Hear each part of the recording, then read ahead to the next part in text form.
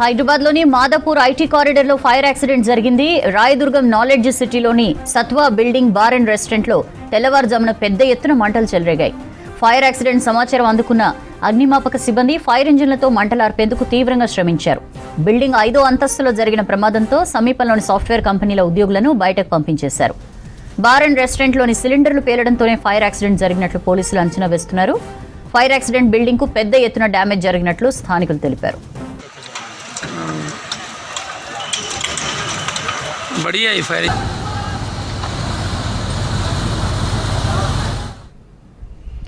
Details తెలుసుకుందాం. అనిల్ మనతో live లో జాయిన్ అవుతున్నారు. అనిల్, ఫైర్ యాక్సిడెంట్ కి సంబంధించిన అప్డేట్స్ ఏంటి? మొత్తం ఫైర్ అంతా పుట్ ఆఫ్ అయిందా?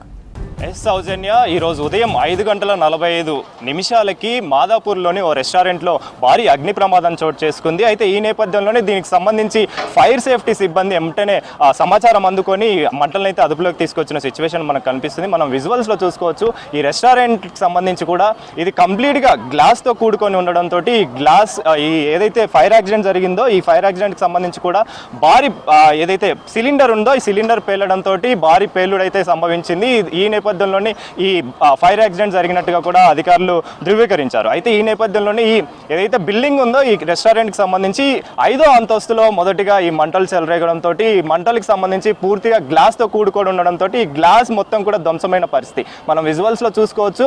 ఈ విజువల్స్ సంబంధించి కూడా మొత్తం కంప్లీట్గా గ్లాస్ మొత్తం పగిలిపోయి పక్కనున్న ఐటీ బిల్డింగ్లో కూడా మనకు పడిన సిచ్యువేషన్. అయితే ఈ గ్లాస్ ముక్కలన్నీ కూడా రోడ్డు మీద పడడంతో అధికారులు అప్రమత్తమై ఇటుగా వచ్చే పబ్లిక్ సంబంధించి కూడా రానికుండా ఈ మొత్తాన్ని క్లియర్ చేసిన సిచ్యువేషన్ అయితే మనకు కనిపిస్తుంది. అయితే ఇందులో ముఖ్యంగా మనం తెలుసుకోవాల్సింది ఏంటంటే ఈ భారీ పేలుడు సంభవించిన సమయంలో ఉదయం కావడంతో అప్పుడు ఆ సమయంలో ఎవరు ఐటీ ఎంప్లాయీకి సంబంధించి కావచ్చు, ఉద్యోగులు కావచ్చు, ఈ చుట్టుపక్కల ఐటీ కంపెనీలు ఉంటాయి కాబట్టి దాని పక్కనే బిల్డింగ్స్ ఉంటాయి కాబట్టి ఈ ఐటీ కంపెనీకి సంబంధించిన ఎవరైతే ఉద్యోగులు ఉంటారో ఈ ఉద్యోగులు లేకపోవడంతో ఎలాంటి ప్రాణ నష్టం మీద జరగలేదని చెప్పాలి. అయితే స్వల్పంగా పక్కనున్న బిల్డింగ్లోకి ఏవైతే గ్లాస్ ముక్కలు ఉన్నాయో ఈ గ్లాస్ పీసెస్ మొత్తం కూడా ఎదురుగా ఉన్న పక్కనున్న బిల్డింగ్లోకి వెళ్ళడంతో అక్కడున్న నైట్ షిఫ్ట్ చేసే ఐటీ ఉద్యోగులకి స్వల్ప గాయాలైనట్టుగా కూడా మనకు సమాచారం అందుతుంది. అయితే ఈ నేపథ్యంలో ఫైర్ సేఫ్టీ సిబ్బంది వెంటనే సమాచారం అందుకొని ఘటన స్థలానికి చేరుకొని మొత్తాన్ని మంటలను అయితే అదుపులోకి తీసుకొచ్చారని చెప్పాలి. అయితే దీనికి సంబంధించి అధికారులు చెప్తున్న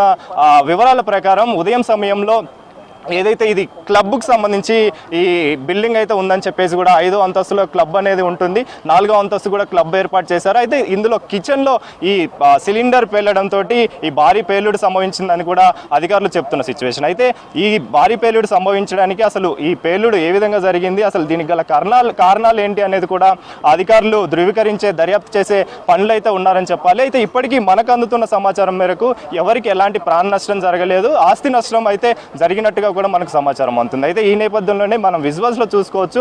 ఇది ఏదైతే మంటలు ఆర్పిన తర్వాత సిబ్బంది ఫైర్ సేఫ్టీ సిబ్బంది కావచ్చు మంటలు ఆర్పారు. ఆ తర్వాత దీనికి సంబంధించిన ఈ బిల్డింగ్ సంబంధించిన సిబ్బంది జిహెచ్ఎంసీ సిబ్బంది కూడా ఇక్కడికి వచ్చి గ్లాసెస్ అన్నింటిని కూడా గ్లాస్ పీసెస్ అన్నింటిని కూడా రోడ్డు మీద ఉన్న ఈ పీసెస్ అన్నింటిని కూడా క్లియర్ చేస్తున్న సిచ్యువేషన్ అయితే మనకు కనిపిస్తుంది. అయితే దీనికి సంబంధించి అధికారులు తెలుపుతున్న ప్రకారం ఈ భారీ పేలుడు ఏ విధంగా జరిగింది, ఈ భారీ పేలుడికి సంబంధించి గల కారణాలు ఏంటి, అసలు ఈ జరగడానికి గల కారణాలు అనే దాని మీద దర్యాప్తు అయితే చేస్తున్నారని తెలుస్తుంది. సౌజన్య.